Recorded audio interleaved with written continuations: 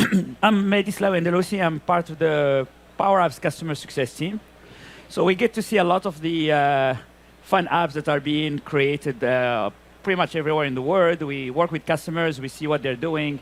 We learn a lot from what, for all of type of users of PowerApps. So my hope in these few slides is to show some of the things that can help you as an app maker make your app a little bit easier to manage from a maintainability point of view, from even a perf point of view. So there are no real rules here. Those are just best practices, and we keep learning as we go. So the first thing I want to start with is the concept of layout and relative positioning. So often, especially at the beginning of a project, you might have still design input. You still might have designers working on your design. They don't know really what's going to look like at the end of the day. So you want to make your life a little bit easier by doing few things. In this example, we have a layout setting variable or a global setting that we're going to use to drive some aspect of our UI. So things like padding, margins. If you do this, you will end up saving some time down the line if you have designer input coming and telling you we need to increase the padding or margins. You don't have to go to every single screen, every single control and update those parameters. The other thing that I'm going to show an example here as I'm speaking about this. So I have a simple example here of a screen showing a profile of a particular user. This could be anything. One thing that I've done on the onVisible property, which is what gets triggered when you get to this page, is define those parameters. I have margin left. I even have a theme color that I can define here that can be used throughout the app. So what it allows me to do is that when I define a control like this one, or any one of them actually, so I can go and say, I'm going to bind my padding to that particular variable that I set. So if I go padding margin, padding left, for example, you're going to see that it's going to be bound to this variable. Similarly, if I go to my X position, or Y position in this case, you'll see that I have here set up my margin layout and margin bottom. So those are variables that are going to be set at the beginning of your app. What it allows you to do is quickly go and react to changes to your design. So I'm going to here just update few parameters and see what happens if I just say I want to do a margin of 25, maybe just 25 here, so I'm exaggerating a bit the effect. Let's say I'm going to add maybe a margin of 50, 55 here. And if I update this screen, you can see here that I quickly was able to change all of the paddings and margins. This is the padding and margins between app. So it happened at once, throughout all of my app. So I'm gonna go back and reset this just because I want to show more things. The other thing that's super useful to do is build your equations in such a way that your controls are relative to each other. So in this case, I am binding this Y property of the text box here to be driven by the location of the Y parameter of the control before it, which is the name text box. So at this point, my Y position is really the position of this control plus its height. So that gives me this extra space here, and plus my margin bottom and top. What this allows you to do easily is like you could quickly move your app, everything you control, it will allow you to move all of your elements at once. So it's super useful, again, especially if you are doing this within the context of a variable height gallery. Having this relative positioning of elements will save you time. It will make your app a little bit more flexible in terms of growth, in terms of how it lays itself out. So again, this is just in terms of one of the tips that I usually do initially for my project. It just set up those parameters. It's going to be useful for you down the line. So one of the very frequent thing that we see in apps is the need to filter data. So I have here a simple example of a photo gallery, and I'm filtering it by my photos versus all photos by another drop-down for my public versus private, and then maybe a search box. And I'm going to switch to the example, typically to a live example in a second here, but typically this is the code you would see. In fact, let me jump to that right now. And I want to compare both approaches because they all lead to different complexity in terms of code. The first one is what really usually the approach that even encouraged by the platform. And let me show the actual equation here, or the formula. And you can see it gets nested. And this is a very simple example where we've seen a lot of apps with multiple filters and search boxes. And you see the complexity. It gets a little bit hard to know how your if statements are nested to maintain and all that stuff.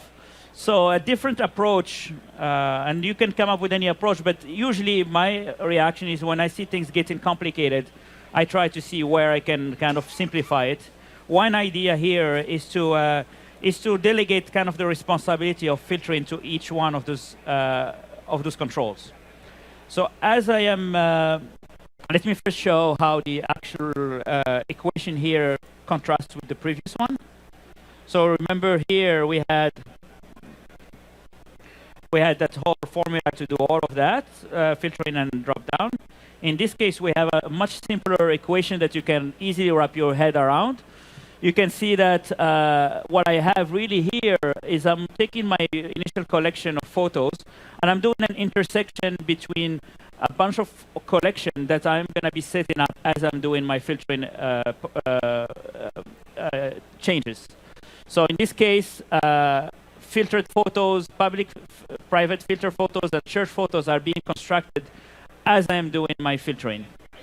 The other approach was the other approach I had here was to wait until, to basically react to the control's change event or change of value, which drive the result here. In this particular case, what we are doing is we are going to the onSelect of those, or onChain, in this case, in the onChange event. And I'm actually filtering my equations right there. So this is a simpler equation here. It avoids a little bit compacting all of the complexity in the actual gallery items property. Instead, I'm using the onChange events here, or onSelect events, to drive the building of those collections. So I have 3 collections total. That's what you need to set up. So at each of the filtering controls, you build your filtered collections, and at the end you are left just by a simple equation that allow you to take the intersection of all of those collections. It makes it easy to remove and add additional filters, and it reduces overall complexity of your app. So again, if you find yourself in this mode, building, getting in a nested, equations, you might want to consider simplifying that by delegating the actual filtering to the actual controls that are filtering. So if we look at the let me look at the controls here. Again, it's just as I'm going through each one of those, I'm doing my filtering. And from a performance point of view, you won't see any difference here. But there is an overhead in this method is that I'm building additional collections. This works great when you know your collection is limited. You don't have more than 2,000 items in your gallery, let's say. But again, like from a pure performance point of view, they lead to the same result. It's just that it's easier to maintain in one situation versus the other one. So going back here, so again, different approach. I'm moving on to another thing that we see a lot again in apps. So actually this should be reversed, but what we often see is this filtering or a query back to your data source to get some object. In this particular case, I'm getting the first item from my meetings collection. I'm taking the first, and I'm getting the ID out of that. So I'm making multiple calls to the backend in order to get different properties. What you would really want to do is do it once at the top here. You want to do a lookup. Let me fix this real quick because there is a tiny bit of it shouldn't have been there. You can take a picture now, but basically what you're doing here is I'm taking a lookup of the first item, and then I'm reusing that cached variable throughout my code. So it's another pattern we tend to see is that people are tend to be really tend to go and fetch data each time they need it from a data source directly, and often you don't need to do that. Often it's best to kind of cache it and then use it locally. So just an example, and I mentioned this again. First and filter is always an equivalent to a lookup. So you might as well use that and then get that data into a single object that then you reuse to get the properties of that object. So it's pretty straightforward, but often those are details that can be overlooked, but has a real impact on how easily you can read the code, but also performance in some situations. I had that in my perf talk, same ideas, try to encapsulate data into their own variable and then use them in your equations.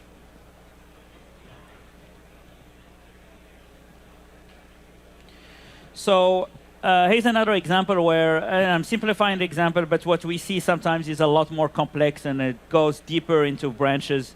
But just to kind of keep it clear, I want to show here an example where we have a specific requirement, and I'm going to show an app that drives this requirement real quick here. So I have a feed news app which has buttons that might lead you to a different screen. It might lead you to an actual API call on your back end. So let's say you have a connector that approves reject vacation. It might lead you to another app externally. So three scenarios. You might deep link into a screen within your app. You might have to call the other scenario is you might have to call an external API or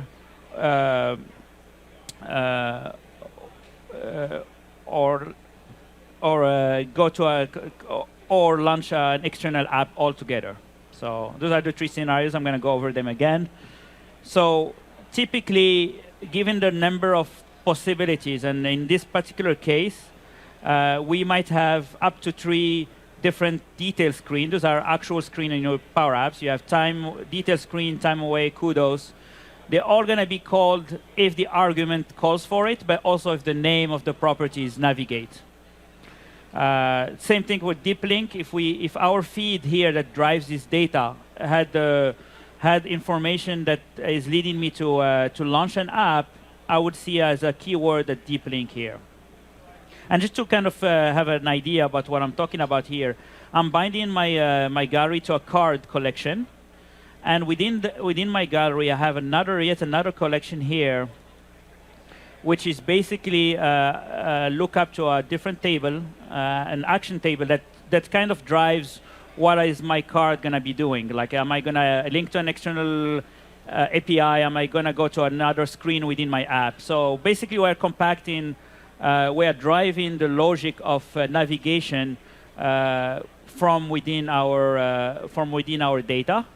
So our data is really what dictates what our app is going to be doing. So there is a lot of branching there. And the way to avoid it is to do a few things. You could, first of all, use switch because it ends up being a cleaner thing. The other thing that I'm doing here is instead of using an if statement to look up my argument, I'm using a lookup to a different table that I've constructed. So I'm gonna navigate to I'm gonna go to the next screen here. And what I've done in order to reduce complexity for that, there was 3 if statement that I'm reducing down to just really this navigate. And what I'm doing here is I'm actually constructing my name, basically a value pair that links a name to an actual screen. So the end result of that is that I don't have to do an if switch, an if statement. I only have to do a lookup, and the argument that's coming from the data is going to drive which one of the column or the rows are going to get back from my screen collection. And then the end result again is a much more compact. As you can see down here is a much more compact line, navigate lookup, as you can see there. So there are many ways you could reduce complexity in your app. This is one of them. I have another example there. I'm driving the style of those buttons here.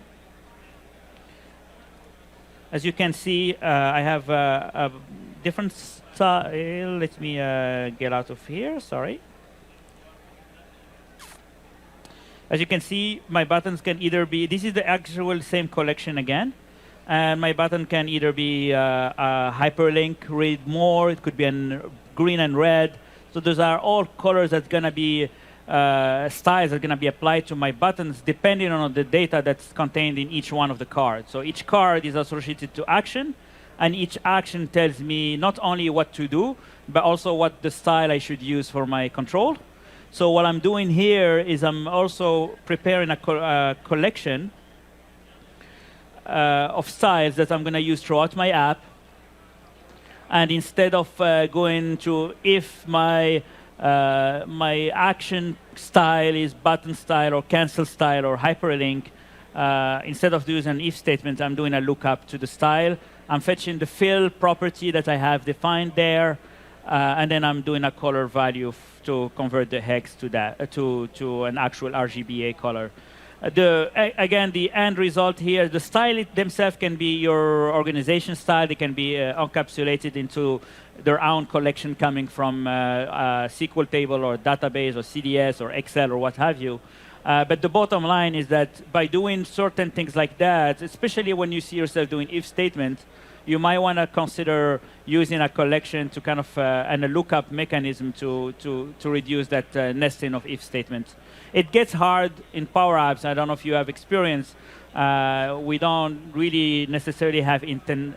We don't style. Like I mean, you can see easily how as you're adding more formulas, you don't have the kind of the kind of the capability you will have in Visual Studio in formatting your styles or intent, or like even like recently we have color coding, but again, without going off topic, if you find yourself doing a lot of complex formulas within your PowerApps, that's probably something you have to question, because it's not even designed necessarily to have super complex, long 2 pages code. It was supposed to be light in that aspect, although you could do it. So, but it might be hard to maintain and have other people understand what you're doing. So the other thing that kind of alluded to with the lookup style is that you often have this situation where you have you have static content in your app, and that doesn't help you if you're going to do localization. You find yourself sometimes having to substitute actual data, and I can point to, for example, here you have like session details. So this is an email confirmation, just to give you the background of a conference. So there's some HTML that you're going to end up sending via email. It could be a report that you're generating within your app. But you need to substitute some information given user input or some actual values. So again, this leads to a really hard to maintain update code. The alternative is to get all of this stored in some Excel, or in my case here, I use CDS. And let me show an example of that real quick. So I have a data source here that have settings, and basically what I'm doing here is I'm just taking that. Sorry,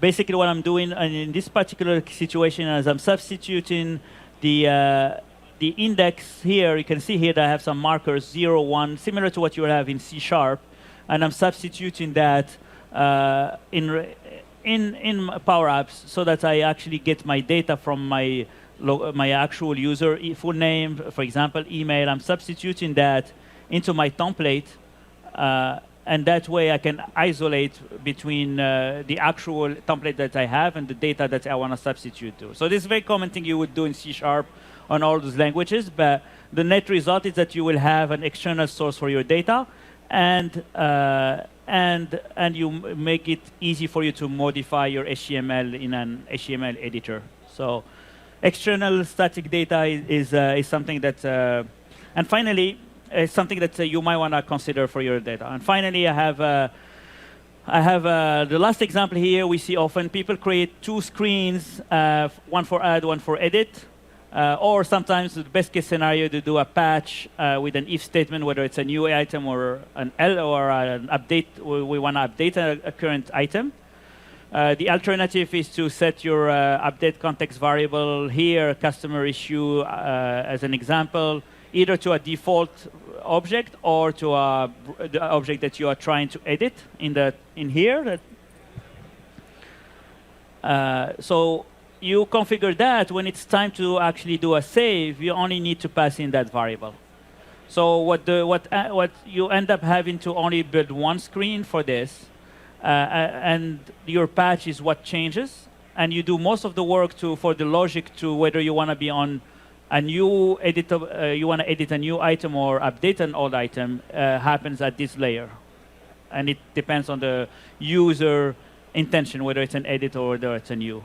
So again, if you find yourself building two screens to just do edit and add in, there is an easy way to just combine that. And I think I'm out of time. I have one more slide, but and that's probably an easy one to cover. So I have passing context variable. I tend to do it from within the navigate. It makes it easy to reuse the detail screen to use basically if you have a deep linking scenario. Let's say you have a push notification that's going to get you to a screen. You don't have to depend on a gallery.selected value. Instead, you use this item of that gallery passed into selected item, or you update again the same value here, selected item, with depending on what the deep link parameter was in your push notification. So passing context variable through the navigate is something I like to do personally. So, and that's it.